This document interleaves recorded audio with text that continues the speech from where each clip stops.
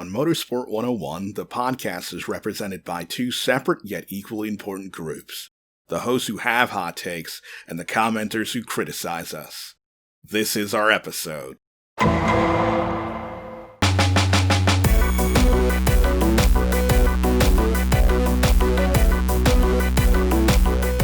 Welcome back to Motorsport 101. This is episode 278. I am your friendly neighbourhood host, Dre Harrison, and hey, Cam stole my thunder for the intro. He's allowed, because it was a good one. Lucky bastard. The reports of my Hennessy-induced demise are greatly exaggerated. That hasn't started yet. Maybe next week. Oh dear. But the three of us are here to shoot the shit and talk about MotoGP's European Grand Prix. Yeah, these tags for these races are getting weirder by the weekend. Like, we've had the entire season effectively bar one round in Europe, but this is the European Grand Prix. This race right here. Because the actual Grand Prix of Valencia is next weekend. So this is the European Grand Prix for MotoGP. And, well, just when you thought this season was rising towards a tremendous finale, Joan Mir slams the door in everybody's face and says, "We're just about done here." That's going to be fun. Joan Mir, after all his consistency, finally takes his first win. In dramatic and dominating fashion over his teammate, making history for Suzuki on that one. And, well, chaos further down the field for Yamaha and Fabio Quartararo in particular, as the title race just seemed to basically implode in on itself on that one, and we'll get into all of that, and a whole heap of drama off the track. We've got, of course, the talk of Andrea Iannone and his Court of Arbitration Sport case being revealed. Spoiler alert, it didn't go well for the boy Dirty Ian. There'll be rumours about the last Aprilia seat and now the last remaining seat in the field. Andrea De Vicioso announcing he's just on a break. And a whole lot more. We've also got drama in the junior categories as well. Big title implication shifts in Moto 2 and Moto 3 for Sam Lowes and Albert Arenas respectively. But with me, as always, this week, we have Ryan King. Hello, sir. Counselor, I have you know that Dirty Ian pissed hot from day one.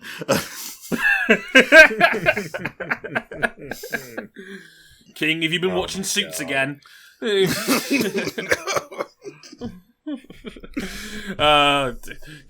King's out here lawyering up. Oh dear. Say no more on that one. And we have Cam Buckley with us again. Hello, sir. Hello, I've returned from my 1 week sabbatical. Well, nice. Davi's going on his year sabbatical. Might not be. Aprilia might pick him up. He might never come back. We don't know. Honestly, I'm kind of just sick of the changes and the twists this year in MotoGP. It's just an embarrassment of riches. Oh, it's the gift that keeps on giving, Buckley. It's a fun time for all involved, apart from the actual championship, which is pretty much over now. I would say it's not too fun for Yamaha right now, because, man, a year that began with so much hope is just in the drink. Oh, it's ugly. It is ugly to say the least on that one. But in the meantime, let's run down the places you can find this one real quick. We're on youtube.com/motorsport101 if you're watching us on there right now. Hi! Nice to see you. Subscribe, hit the bell for notifications on new videos and whatnot. Our Twitter is on the screens right now. We've got under our usernames or in the description down below. But if you listen to the audio version, we're on Twitter at motorsport_101. Our personal handles at Harrison101HD, at Ryan Eric King, and at CBuckley917. RJ isn't here, unfortunately. He'll be back next week. You can follow him too at RJ O'Connell. We love him. Come back soon, son. He was simply shocked into not appearing by the state of the Honda 1, 2, 3, 4, 5 sweep in GT500. Whew. Yeah, that takes some time to recover from, so he'll be back next week to talk about that. You can find us on Facebook.com/motorsport101. You can find us on Instagram at Instagram.com/motorsport101pod. You can follow us on there. And if you really, really like us, you can back us financially on Patreon, patreon.com/motorsport101. $5 gets you early access to all of the audio versions of our shows. You can upgrade to the $10 tier for the video versions of these shows. And you get access to the Supporters Club of our Discord server where you can listen to these shows live as they're being recorded. Big shout out to Tony, to Jason, to Rezi, and to Vic for joining us. If you haven't already, tweet Jason your Motorsport 101 Awards nominations as well. He's got the full list on his Twitter account. Go follow him on there, at Jason_Poland_87 if you want to get your nominations in for the Harry Awards. Harry Awards? That's my old YouTube channel. Ah, damn. The Motorsport 101 Awards. That's too self-indulgent of me. I apologise. But also, real quick, because we like sharing little personal projects here every once at a time, if you are a fan of the Driven by Diversity podcast, they had a special guest this past weekend. Your boy, me. I was on there talking all about us, the show, and all the stuff regarding diversity in motorsport, Formula 1's Races 1, and a whole lot more. It was a great time. Big thanks to Lindsay, to Ariana, and to Steph for having me on. It's a great time. They've had a fantastic set of guests over the last few months, and it was an honour to be able to share their platform with them. So if you haven't listened to it, go listen to them. I can't believe I just plugged another podcast on this show, but it has to be pretty good for that to happen. So, hey, check it out if you haven't already. If you've enjoyed some of the work we've done over the last few months, you'll probably enjoy that conversation too. So, without further ado, let's get in to the European Grand Prix. The biggest drama of the weekend was before a wheel was even turned. Yamaha was investigated by the stewards for running an illegal valve from the season opening race in Jerez. Even though they were proven not to enhance Yamaha's performance, quite the opposite given their reliability, you could argue, this was still a breach of the sport's technical regulations. Their punishment?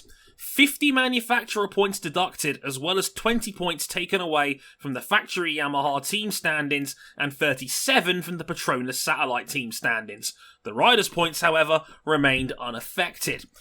Further woes for Yamaha soon followed, as Valentino Rossy was still positive for COVID-19 until Saturday morning, meaning World Superbikes rider Garrett Gerloff was flown in to substitute on Friday. Worse still, Maverick Vinales was forced to start from the pit lane after using his 6th different engine for the year. Oh, and Aprilia sacked Bradley Smith for Lorenzo Savadori for some reason. Weird. In a largely wet weekend until Sunday morning, it was KTM's Paul Espargaro on pole position. Hey, King! Hey, KTM! Ahead of Alex Rins. Pole. Oh, Lord. Some red hot pole. But that's pole not going to last long. Ahead of Alex Rins and Taka Nakagami on the front row. The other major title contenders had Joan Mir 5th, Frankie Morbidelli 9th, Fabio Quartararo 11th, and Andrea De Vicioso 12th. As the race got underway, we had immediate title drama as Alicia Spargaro spun out on the opening lap, leading to Fabio Quartararo squeezing his brake pedal a bit too hard and crashing himself in near synchronised fashion. He was able to continue, but limped home in 14th, effectively ending his title hopes. The top three broke away fairly quickly, with Pole holding his lead, but was quickly joined by the two Suzukis of Rins and Mir. Taka Nakagami and Miguel Oliveira had their own fight for 4th that Taka would eventually come away from in front of. But at the top of the field, it was Pole who was pressured by Rins until an opening presented itself at the turn 11 hairpin, with Mir following through half a lap later. For the first time all season, Suzuki were 1 and 2. In the middle portion of the race, they held steady until an uncharacteristic slip-up at turn 11 from Rins opened the door for Mir to lead a race for the first time since Styria.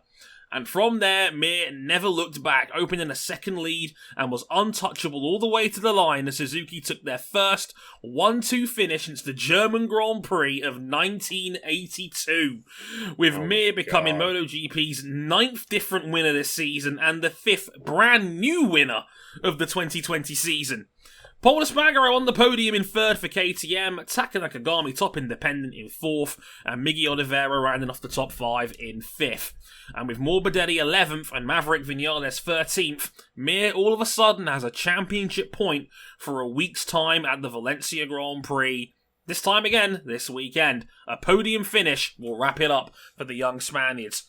It also gives Suzuki a serious chance of the Triple Crown after Yamaha's deductions. Championship standings, in case you guys are unaware, Joan Mir has 162. He has a 37-point lead now ahead of Fabio Quartararo and Alex Rins. They're both tied on 125. Quartararo ahead on countback, 3 wins to 1. And then Maverick Vinales on 121 in 4th. Those are the only 4 men who are now mathematically eligible to win the title. And, oh boy. This was, well, in the words of R.J. O'Connell, championship implications. Big This one. weekend, the controversy off the track, the events on the track, have dismantled Yamaha's year. The year that opened looking like they were going to take it to Marquez. Well, Marquez fell by the wayside. And so have they. And they know it too. Maverick Vinales said on Saturday night after qualifying, he didn't even make Q2, and he said himself, because he knew he was starting from pit lane, he said, look, this was the perfect chance for us to win the championship. Marquez wasn't here. 2017 and 2020 were, quote, golden chances, and Yamaha has not taken advantage, was the words he literally said. And they've won half the races this year, Dre. There's no excuse. 6 out of 12. 6 out of 12 races this year have been won by Yamaha. Quartararo's got 3, Morbidelli has 2, Vinales has 1. They've won 50% of the Grand Prix this year, and they have a very strong chance of leaving the season with nothing. Because with their deductions now in play, we don't normally talk about the minor category standings as well. Suzuki's now, I think, got a 55-point lead in the team standings. They're not being and I caught. think then that's all but over for the team standing. Suzuki will most likely win the team championship now, barring a miracle. And in the Manufacturers' Championship, the fun thing we dug up about that was that before this race, Ducati was still leading the Manufacturers' Championship by 8 points. The Pramac is getting a big fruit basket at the end of the season from the factory team as a thank you for keeping their manufacturer afloat. But Suzuki is now taking the lead in that one because I think the best Yamaha was Jack Miller on the day in 6th, while Suzuki won. With Mir at the front of the field. So Suzuki now has a very good chance of the Triple Crown, which is something you would never have guessed back in April or back in July when we restarted. In the middle of the season. We just didn't see it. King. Yeah. Remember my quote from that wonderful Joan Mir pass earlier this year? Yes. Joan Mir is the truth. Yep, he is. And he is proving it over and over. He is the only man at the top flight right now who is consistent. Yeah, he's the only person that's consistent. The Honda is still a bad bike. Well, it's bad unless you ride it exactly like Marc Marquez, then somehow you're able to be fast on it. Yeah, it's very fast, but has an incredibly narrow operating window. And Yamaha, it's at the feet of their riders. Fabio has binned so many points this year, and Vinales folds like tissue paper. If he doesn't have the perfect race and he doesn't get a big lead on lap 1, he folds. Yeah. He can't keep being the king of the hypothetical race. He's got to translate the speed into a win. He's got to translate it into real race pace. And Valentino, well, it's just Valentino at this point. It's just too late. It's just too late for him. Yeah, to be fair for Valley, obviously he didn't roll up until Saturday morning due to still being positive for COVID until Friday night. So they had to fly him in last minute on Friday night because he was still positive on Thursday, but he tested negative on Friday twice to get into the paddock. Hence why we saw Garrett Gerloff on Friday. And he was actually very quick. He was 5th in FP2. We were like, hang on a minute. He's pretty good. Garrett Gerloff's pretty good. Pretty good. Good job. I think Rossy gave him apparently a big pat on the back, which I wouldn't be too confident about given he's just had COVID. But yeah, it's just... You stay away. It's fallen away from them. And this Suzuki, this wonderful bike that these two riders can just throw into a corner with reckless abandon, use their talent to control and pick it up out of the corner. It just works. Even in qualifying, they're starting to get there. Yeah, Rins was 2nd, Mir was 5th. No complaints about that at all, getting both your riders on the front 2 rows. And yeah, we've talked about the Suzuki before. It just has such a fantastic chassis, has brilliant turn-in, can turn on a sixpence, and is best on its tyres. If anything, it has too much rear grip. That's how good it is. It has too much understeer in quali, where it's just got too much grip on fresh slicks, but we've been saying, it's been the case for a couple of years. We've been looking at the Suzuki and thinking, if they get that engine right, if they get it up to just where the Yamaha is, it will be a dangerous bike. Yeah. And their straight line speed has been equal, if not better, than Yamaha's with their engine debacle this year.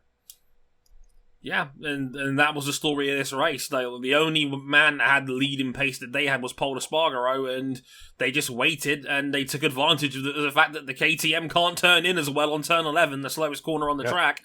And that's how... The KTM's still a work in progress. Compared to where it was last year, completely different team. Leaps and bounds better. Like, again, we had Paul Espargaro comfortably on the podium, and Miguel Oliveira was comfortably top 5. You can't complain. That's an excellent result for KTM's, both KTM teams, I should say, because Ike Lecuona, we forgot about Ike Lecuona. He wasn't here this weekend either. Not because he had COVID, but because one of his, I think it was his brother, tested positive for COVID, and because he had close contact, he had to self-isolate and miss this race. Ike is negative, thankfully, but he should be back, I think, this weekend. So, yeah, we had no Ike Lecuona either. He wasn't replaced at all, so it was actually quite a thin grid. Not for the first time this season. So, Suzuki's gains this year, how real are they? Is this like, a 93-94 NBA-style situation where is Suzuki just going to be good for this 1 year? Can they actually maintain their position within the field next season?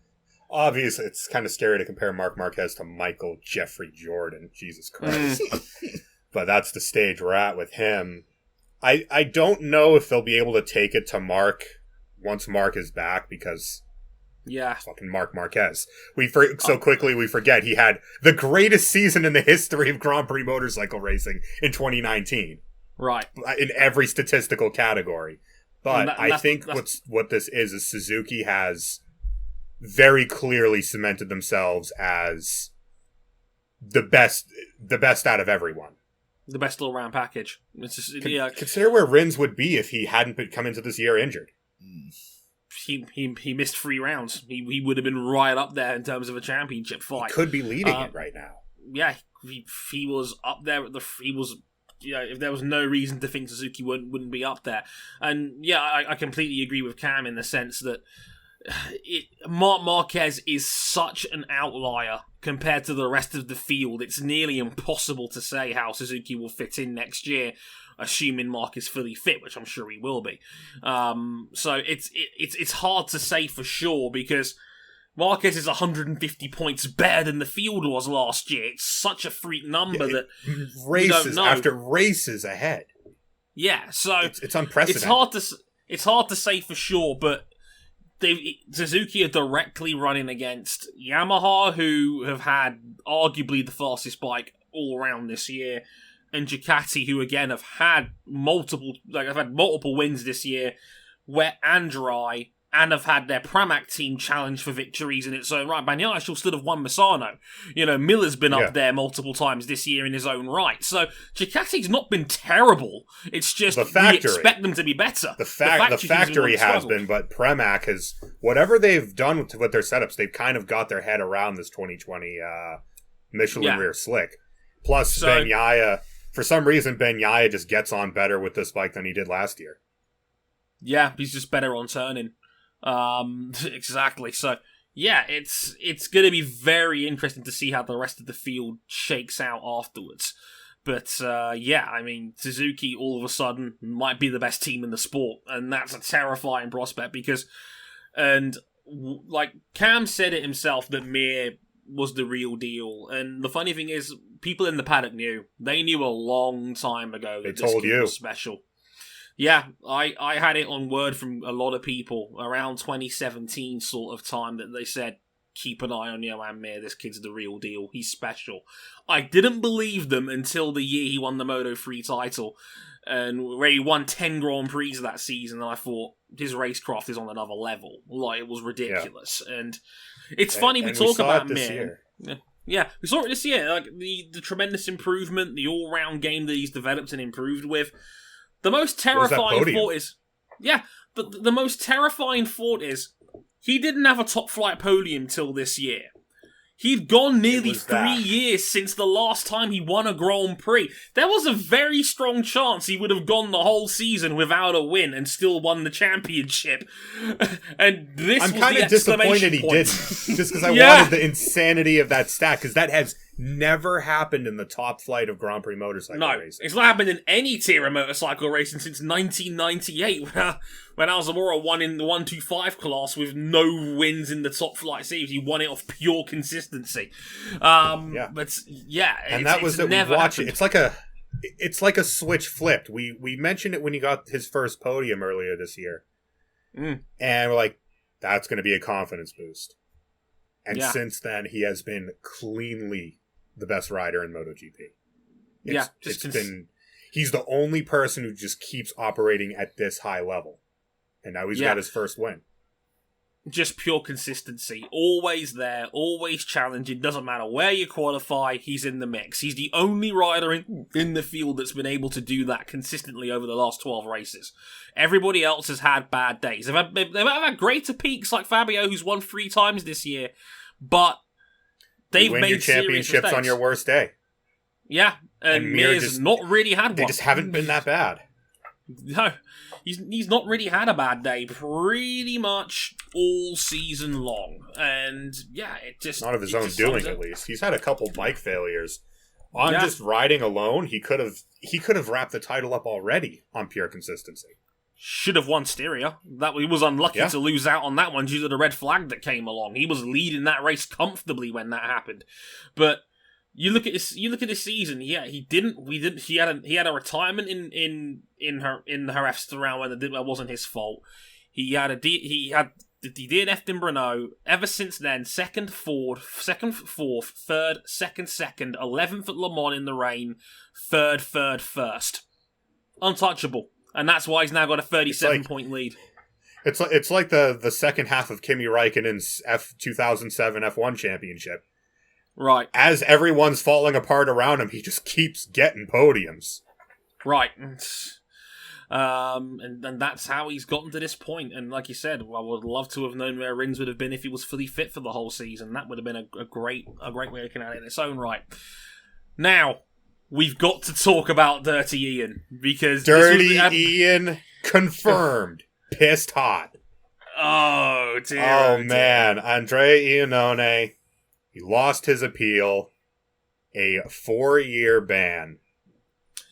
Yeah, backdated to last year, so he's got 3 years left to serve, basically. But we've been following this story for pretty much the whole season. We had to wait and wait and wait. The Corporate Arbitration for Sport was like, we did this back in the end of October. We've got to wait 3 weeks for the result. We were all just sitting there going, what's happening? And it was Simon Patterson that broke the news that Iannone had lost his appeal. Now, for those guys who are new to this story, a quick catch-up. November last year, around Thailand sort of time, he basically had failed a drug test from the FIM. It was for the anabolic steroid drostanolone. Iannone had appealed the initial punishment and said, I'm going to say, look, this was tainted meat. I didn't take this knowingly. It was bad meat. It had this in it. I had no idea what had happened. Amazingly, the FIM had actually bought his excuse, and they'd reduced the mandatory 4-year ban that you normally get for failing a drug test in the FIM and cut it down to a mere 18 months. Now, Iannone took that as a way of saying, alright, let's play double or nothing. He had basically thought, okay, if you believed my story, why am I getting a suspension at all? Was the argument that he made. So he was like, we're taking this to the Court of Arbitration for Sports. And on the other side of things, your friends at the World Anti-Doping Association, the World Anti-Doping Agency said, hey, in the FIM rulebook, it says for an offense like this, it should be 4 years. Why don't you give him 18 months? Something doesn't add up here. We're going to appeal your decision. It didn't make sense. It didn't make sense that he could have been not guilty, not knowingly guilty, while also being completely guilty, and enough to partially suspend him. It made no sense. Right, so the World Anti-Doping Agency joined in and also appealed the result and took it to the Court of Arbitration for Sport. So the CAS heard both of those cases at the same time at the end of October, and it was revealed on Friday that Iannone had lost his appeal. The overriding reason, if you read the full report, basically came down to the fact that Iannone could not prove that the meat that he had taken had been tainted. Basically, Yes. Long story short, Yeah, he didn't have proof to back up his story. And, that's important in any court case to have, evidence. Evidence, none. Yeah, We just think Andrea Iannone is gone. He is gone. At this age, his career at the top flight is over. Yeah. He's 33 years old. It's over. He would not be able to be eligible to race again until December of 2023. Keep in mind it backdates to the initial offense, so he has 3 years left. Effectively, 3 years left on his ban. Yeah, and look, if we're saying right now, we'll get to another Italian rider in a minute, that we probably don't think he's coming back after his sabbatical, there is no chance in hell that Iannone is getting another gig in MotoGP ever again. No, not a chance. Andrea Iannone, I think, in my book, is the biggest waste of sheer talent in the top flight of any motorsport in like the last 20 years. Just stupid decision after stupid decision, and it's cost him his career. Yeah, he's like the 18-month suspended sentence was such a sweet deal. Like, it was such a just take it and run. Take it and run. Let that be WADA's problem if they want to appeal it. Let that go down to them. Just take the 18 months. You might have come back because he'd be back in half a year. Right now, he'd be back middle of next year. Yeah, because Aprilia were loyal to Iannone. They were like, if Iannone comes out innocent, we're keeping him here. They said it. They made it more than clear, abundantly clear, that if Iannone was innocent, they were going to stand by their rider and keep him on the team. Now they've been left with no choice. They've got to let him go because he's dead rubber for 3 more years. And Cam is so right. Cam is so right. Iannone is such a tragic waste of talent. I mean, I'll go back to his Ducati days in 2015. He was breaking through. He won in Austria first time round. He was a key part of that. He brought Ducati back to the winner's circle. Yeah. After years out. And nearly 6 years. Remember, he was one of the protagonists of the greatest race I've seen. Yeah. Phillip Island 2015. Going hammer blows with Valentino Rossi and Jorge Lorenzo and Marc Marquez. He belonged. And like I said, he brought Ducati their first victory in nearly 6 years. Their first win since Stoner. And he was a key part of their history. And then the crash in Argentina where he took out his teammate. He lost his job. When he had a contract. He had a contract for next year. They were going to drop Dovi. They were going to keep Iannone over Dovi. They were going to keep Iannone over Dovi, and then that crash tore up the contract. They gave it to Dovi instead. They went after Jorge Lorenzo. Iannone was kicked out of the team, went to Suzuki, didn't really have good results. He put the team into disrepute because of his partying antics. He was not liked in the camp. He shunned everybody. He lost his job at Suzuki. They brought in Joan Mir instead. Working out pretty well. Working out all right. Might have the world champion by the time this weekend and this episode goes out. Triple crown. Right. And now goes to Aprilia and then takes a steroid. And not only that, remember at the start of his Aprilia stint, he couldn't make preseason testing because his helmet didn't fit anymore because he got plastic surgery. Oh yeah, that is the most Andrea Iannone incident I can imagine. I told you.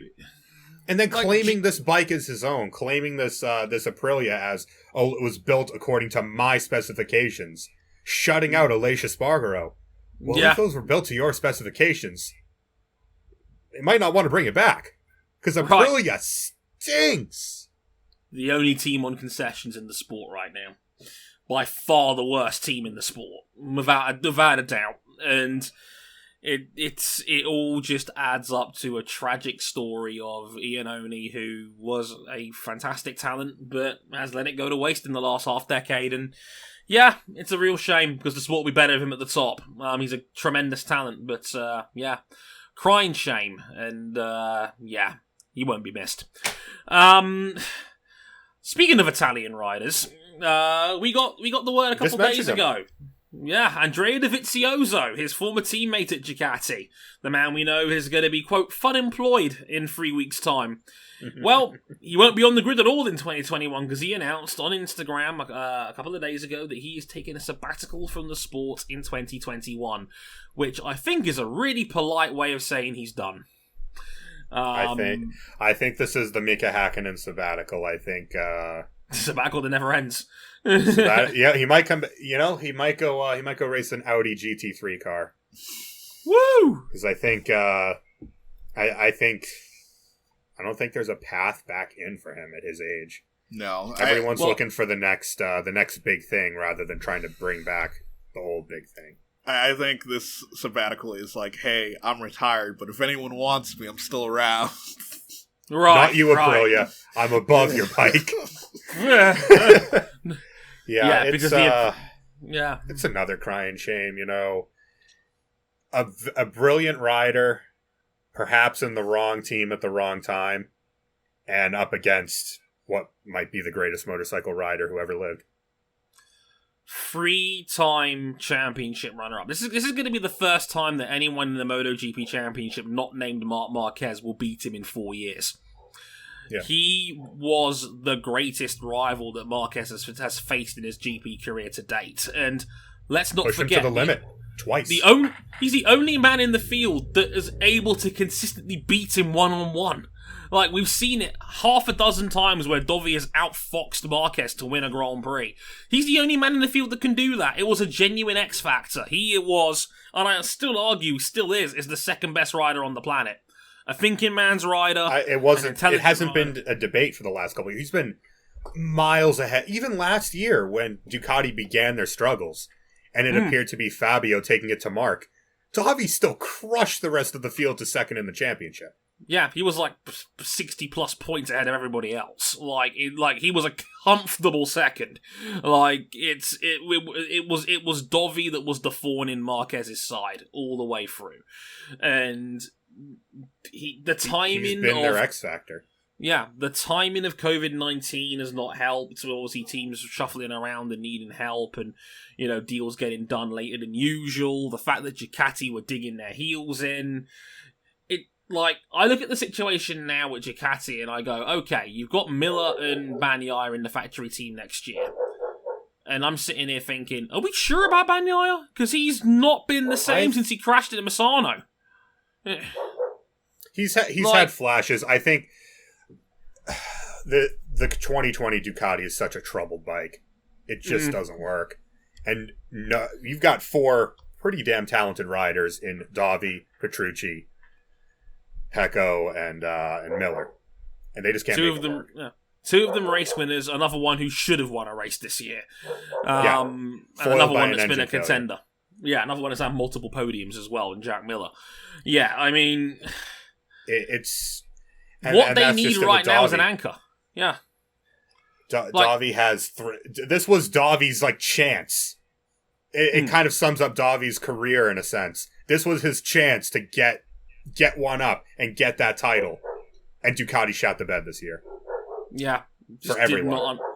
Did not understand those 2020 Michelins, and it crippled their best rider season. The man that I thought was nailed on to win the title this year after Marquez's injury. And yeah, just nailed on after Austria.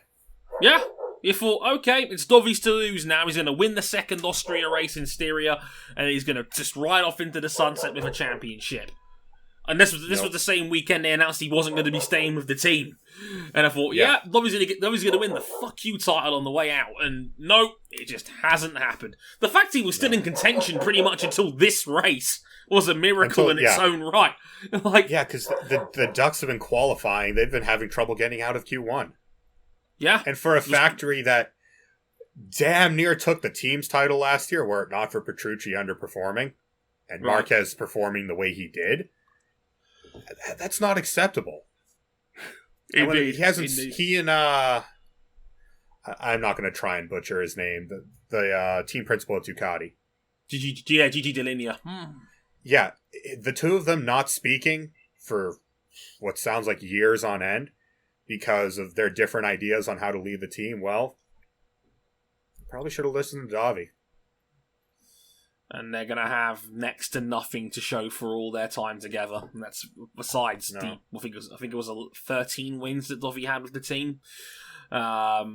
Yeah, he's probably done. And if it is the end, a fine rider, a excellent human being, one of the proper, sensible, level-headed, likable dudes in MotoGP, one of the old guard that, didn't just wither away into the night, was just a great driver, a great head on his shoulders, didn't take himself too seriously. Like, there's not many people who will dislike Andrea De Vicioso. None. You may not support him. I can't think of someone guy who dislikes the man. No, I've never heard a bad word said about Davi as a person, ever. Like, the fact that him and Marquez always had the utmost of respect with zero, issues of a rift, anything between them, despite 7 or 8 times they have Barneys with each other. It said a lot about their relationship. 20 laps of slamming handlebars. At 150 plus miles per hour. Get off the bike and handshake and hug. Yeah, there's nothing better than that. My favourite one was when it was Austria a couple of years ago, where Marquez is literally strangling the man, holding him by the neck, and they're all just laughing because it's just, I can't beat this man one-on-one. We can't beat this guy. We can't beat this guy.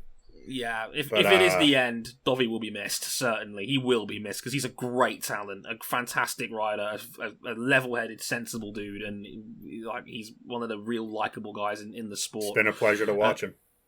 Absolutely. Wish him the very best. It's not quite as fun without him at the top, certainly. Going to the bottom of the field real quick, we've got some announcements to get through. Avintia announced their 2021 lineup, and it's going to be a bit of an interesting sort of hybrid team, I guess you could say, because they announced that Luca Marini and Enea Bastianini are going to be their riders for 2021. But they also announced that Luca Marini will race in the VR46 team colours next year. Which... Rossy Ducati back together. Talk about a relationship ending less than amicably. Oh, Jesus. Oh, boy, that didn't go well. That's very 2020. Valentino Rossi and Ducati making up. Yeah, definitely.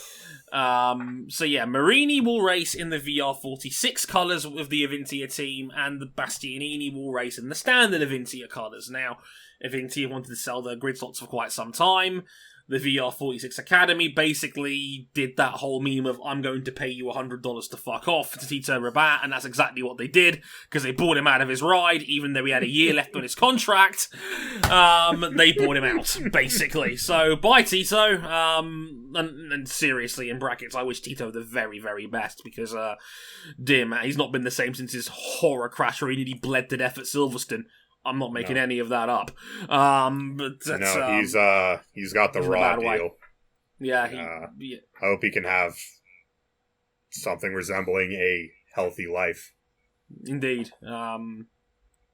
He said there was a great feature on BT Sport a couple of months ago where he talked about that day at Silverstone, and he said, "Look, I owe the marshals my life." And we went back to thank them personally and gave them gifts and said thank you for saving my life, basically, because he was minutes away apparently from bleeding to death from how badly broken his leg was that day at Silverstone, where the rain came down and he fell off the outside of the back of the hangar straight and at 180 miles an hour. It was a horrifying accident, and which led to the weekend eventually being cancelled. The hashtag cancelled. Yeah. Now available on Bike Live. Indeed. One of the weirdest episodes of a podcast I've ever done, not talking about a race. But here it was. Talk for 2 hours about a race that didn't happen. Right, only us. God, I miss you, Lewis.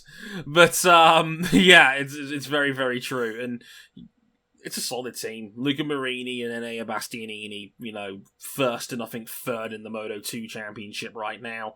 Well, Not a lot to really years, once they got some backing together, they proved to be pretty solid behind Johan Zarco. Zarco, again, just strong when he wants to be. When the bike is dialed in, Vinti are as good as the factory boys. So, it's... Which is... Imagine saying that last year. Jesus Christ.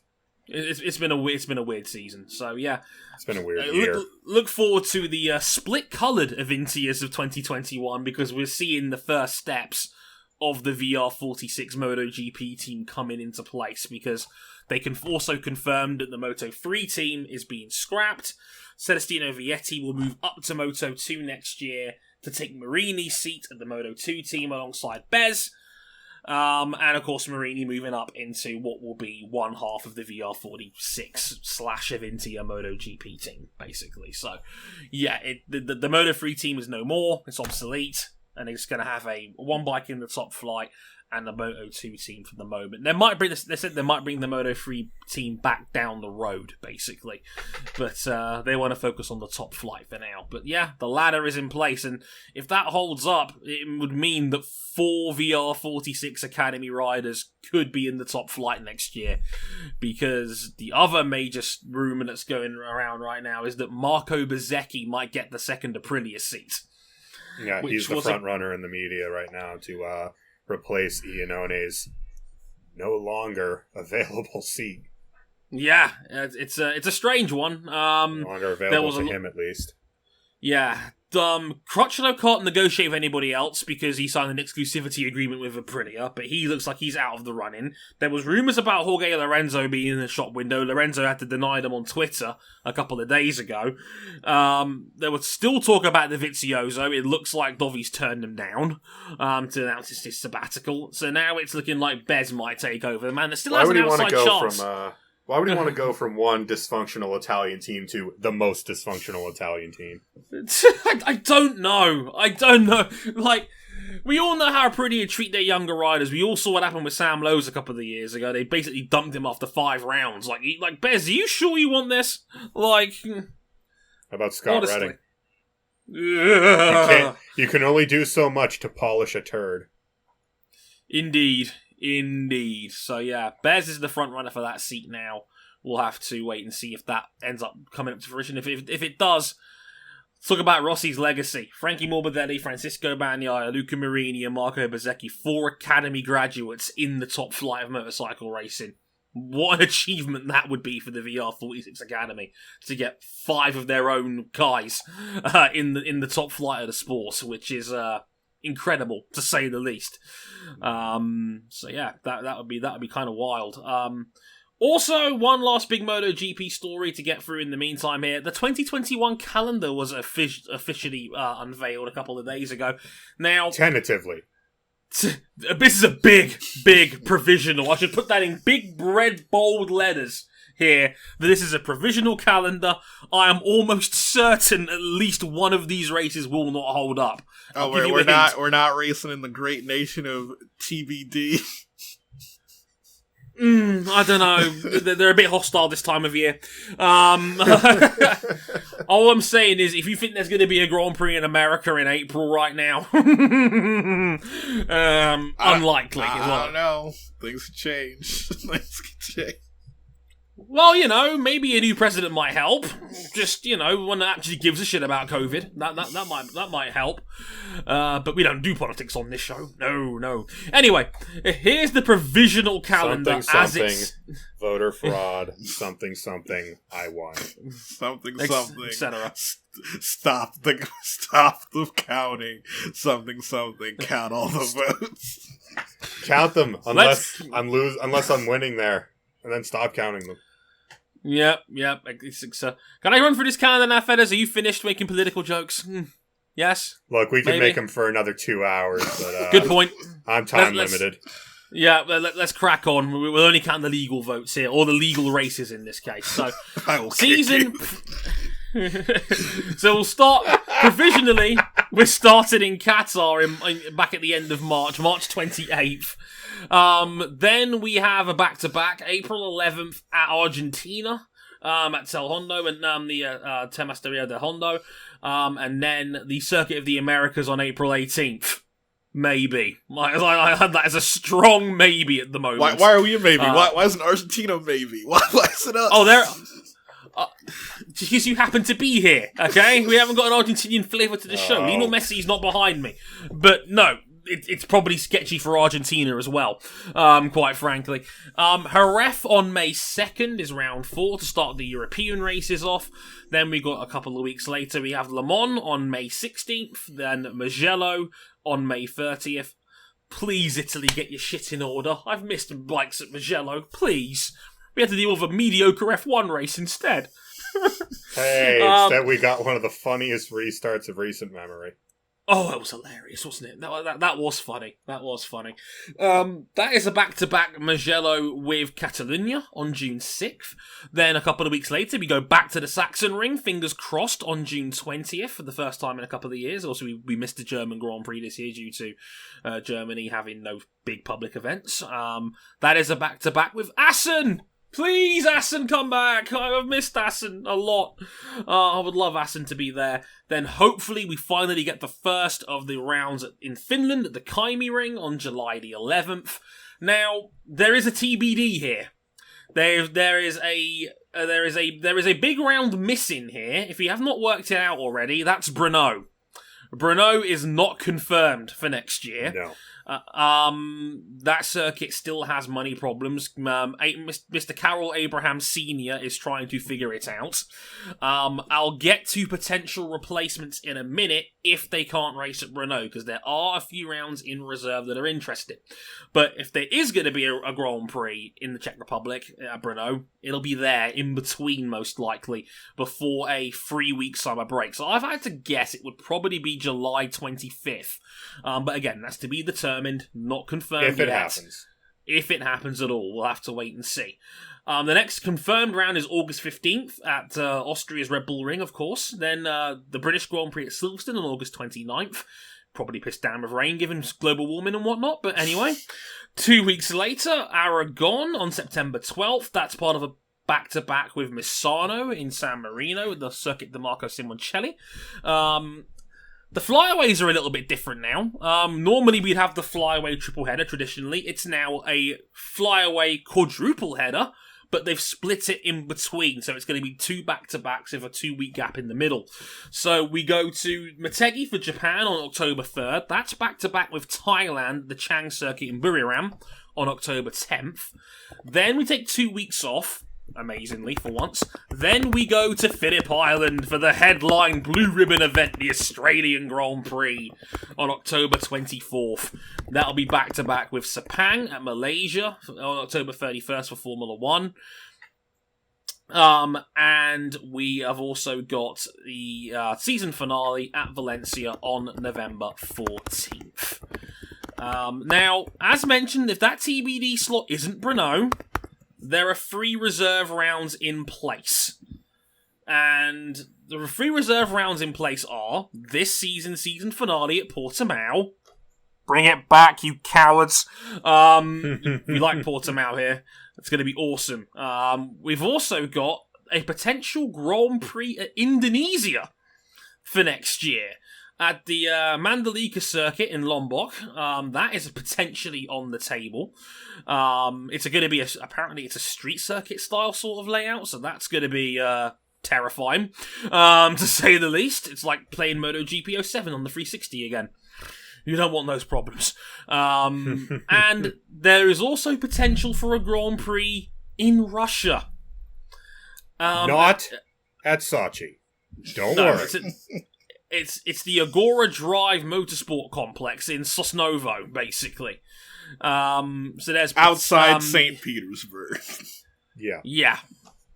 So they could potentially slot that Grand Prix in there if they want to cut down on some of the travel, basically. And you think, like, hey, why are there 3 reserve races? Well, there might be more than one slot to fill on this calendar. Yeah. Probably is what I would say. I'll be shocked if this whole calendar holds up. Argentina is dodgy. America is dodgy. I'm gonna predict 4 races either change date or have to be swapped out.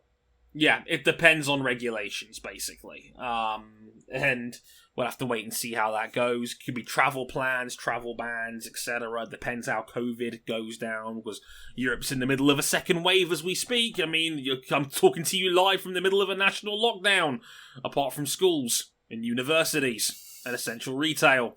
That doesn't sound much locked or down. No, not really, but I'm off work, so great. Thanks, Paddy Power, for paying me in full. Much appreciated. But yeah, due to the COVID-19 pandemic, who knows how this goes down in 6 months' time when we roll around to this part of the year again, and who could be open, who couldn't be open, etc. This is all one great big subject to change. And we'll mention this again when we talk about Formula One's 2021 calendar being officially, provisionally unveiled next week. Any 2021 calendar, there's a disclaimer for every motorsport series on Earth. Mm-hmm. Subject to change. Subject to change. It's just the time we live in right now. We'll have to wait and see. Indeed. Yeah, basically, Brno is... I did a bit of extra digging in the meantime. Brno is being resurfaced right now. So there's no guarantee that the work to make the track safe after the resurfacing will be done by next summer. So we'll have to wait and see. That's a big old track, Brno. That's a lot of facility they have to get through. So we'll have to wait and see. That Brno Grand Prix is not confirmed yet. If it does, it'll be probably much nearer the time. So again, there's reserve races in place. We'll have to wait and see how we go, basically. But yeah, subject to change. Another great title for the episode if we didn't go with Dirty Ian already. So, yeah, we're a little bit tight for time, so we're going to go through Moto 2 and Moto 3 real quick. Moto 2 was a pretty box standard race. Unfortunately, there was one big drama. Keith Ewan had to break out the tissues and basically wipe the tears away because Sam Lowes had binned it from second place. Sam Lowes did a Sam Lowes. It's like, we'd waited, like, I love that King just breaks out the bottle of water right there and then, as you say, Sam Lowes. Yeah, that's a Sam Lowes. Yeah, drink up, King, drink up. Good man. Dread it. Run from it. The Sam Lowes choke still arrives. Yeah, shout out to my man Kev, who put out on Twitter saying, hey, it has been a while since we had a Sam Lowes moment, hasn't it? And I was like, yeah, it has. 5 minutes later, but down he goes, and I'm like, oh, there it is. There it is. Sam Lowes crashes from second. So shall it be done. Yep, crashes from second and blows his championship lead. Marco Bezzecchi would go on to win the race from Jorge Martin in second, Remy Gardner third, and Enea Bastianini, the new championship leader, in fourth. And his other main title threat, Luca Marini, was in sixth place. So, shaking all that up, and it was a pretty box standard win for Bez in the end. The pressure, let's say, dissipated after about half distance. Enea Bastianini now has a 7-point lead in the championship ahead of Lowes. He's on 177 to Bastianini's 184. Luca Marini another 12 points back on 165, and Marco Bezzecchi on 155 still has an outside chance, 29 points back. Amazingly, like, this might actually be the most competitive championship we have left, because Moto 3 might have just gotten blown wide open-ish. This is a complicated one, but I'll run it through as best I can. Now, Moto 3, opening lap chaos. In the lead group, Celestino Vietti has a high side.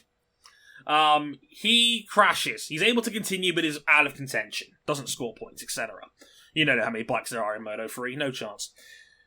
In that high side, it was Alonso Lopez, I believe it was, who had to duck and cover and basically slam the brakes on to take avoiding action when Vietti high-sided in front of him.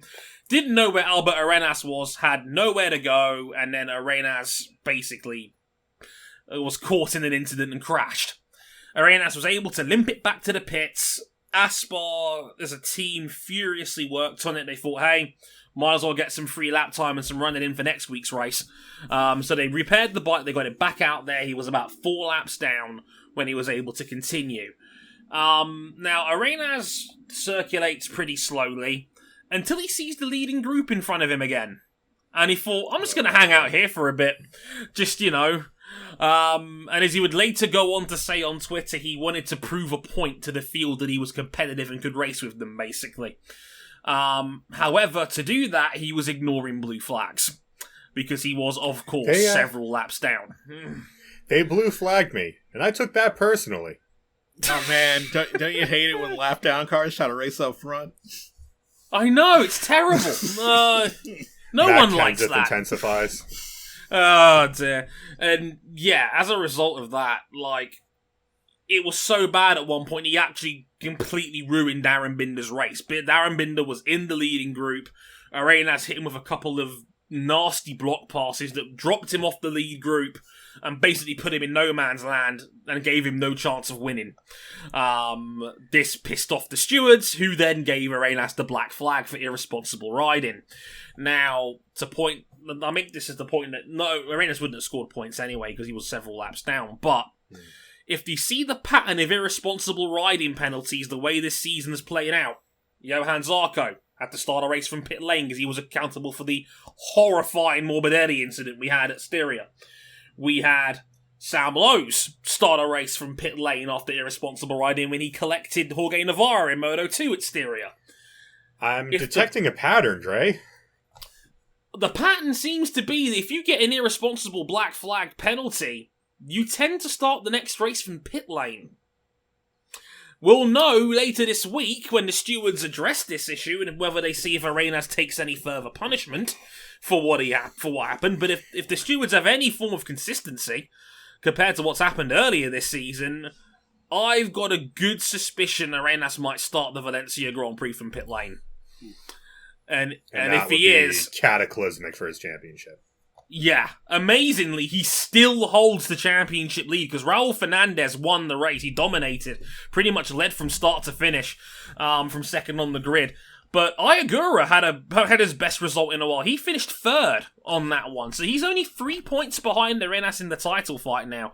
The podium was Fernandez, Sergio, not the goal for Garcia, in second, and Iagura in third with Arbolino fourth. We went from 20th to the leading group in the space of 3 laps. He's a nutter, Arbolino. But yeah, the championship stand is there in Moto 3. Albert Arenas on 157, Iagura on 154, and then there's still a second group behind that still could get there. Celestino Vietti on 137, Tony Arbolino on 134, and Jaume Masia on 133, who also crashed in that race from, I think it was 5th place or something like that. He had a high side of his own and binned it. So, Moto 3 Championship, all over the place. We can't call it. Yeah, good luck working that one out. But we'll report back in a week or so's time to see if Arenas takes any further punishment from that chaotic Moto 3 race. And completely lost his head. Arenas said on Twitter that he wanted to prove a point by running with the leaders, and basically he might have scuppered his own season in the process. We'll have to wait and see. But more on that on next week's show, most likely. But that'll just about do it for MotoGP. A fun weekend, not the best weekend, not a classic by any stretch in any of the 3 categories, but check out the highlights on BD Sport or something. That should be fun. But basically you can find us real quick. We're on youtube.com/motorsport101. We're on facebook.com/motorsport101. We're on Twitter at motorsport_101. Handles are on the screen, in the description. Or you can follow us at Harrison101HD, at Ryan Eric King, at CBuckley917, and at RJ O'Connell when he's back on next week's show. And if you really like us, you can back us financially on Patreon. Patreon.com/Motorsport101. $5 gets you early access to all of our audio shows. The $10 tier includes the video versions and the Supporters Club for Discord, where you can listen to these shows live as they're being recorded. We'll be back next week with 2 shows as Lewis Hamilton has championship point for the Turkish Grand Prix at Istanbul. Are we ready for a coronation, boys? Oh Lord, oh Lord, oh Lord. Yay! I already went through one. Chase Elliott, NASCAR champion 2020. Yay! Hashtag playoffs. Hashtag playoffs. Yay! Hashtag Joey thought about it. The Deeply considered. We'll be back with 2 shows on Formula 1 at Istanbul Park and MotoGP at Valencia. Joan Mir with championship point. A podium will be enough for the young Spaniard to become the 2020 MotoGP champion. We'll talk all about those 2 races and, hey, potentially 2 new world champions crowned. Well, 1 new, 1 very, very old. But all of that on next week's shows. Until then, I've been Dre Harrison, they've been Ryan Eric King and Cam Buckley. And until next time, sayonara. Boy. I love a good championship point. Guys, I thought about an intro idea, but I had a feeling it was going to get shot down. My idea was me being Dirty Youth's lawyer, saying, Your Honor, we got the meat. And he just drops an Arby's bag on the table. Your Honor, I need to see this happen. We have the meats. This has to happen now. I demand it. I demand it.